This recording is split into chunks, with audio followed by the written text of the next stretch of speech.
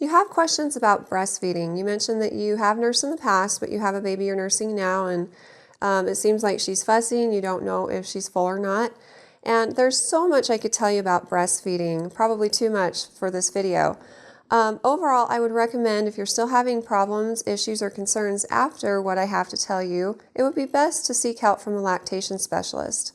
If you live in Utah County, you can call 801-714-3324 and they can answer your more specific questions and even see you in person.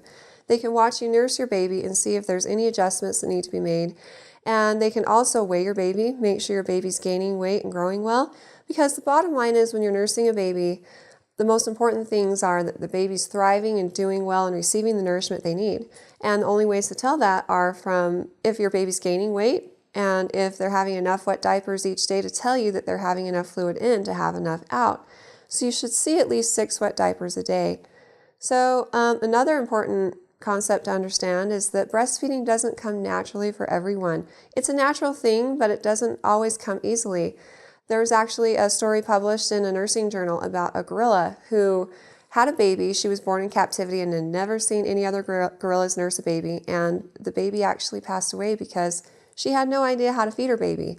And so the next time she got pregnant, the zookeepers brought in the local La Leche club, and they all nursed their babies in front of the gorilla. So next time she delivered a baby, she knew how to nurse, and the baby did well and thrived. And so that shows us that even in nature, breastfeeding is not always something that comes naturally. It's usually a learned skill. And so yes, you may have done it once before, like you mentioned, but with each baby you might see different issues that you don't know how to cope with or deal with because you haven't seen it before.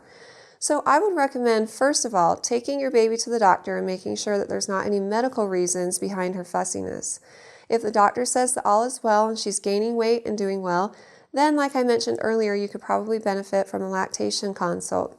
And by seeing them in person, they can see if any other adjustments are necessary. I hope that this helps and that you find the help that you need with your doctor and a lactation specialist. If you have any other questions for me, feel free to ask them on our Facebook page and recommend us to your friends and family too.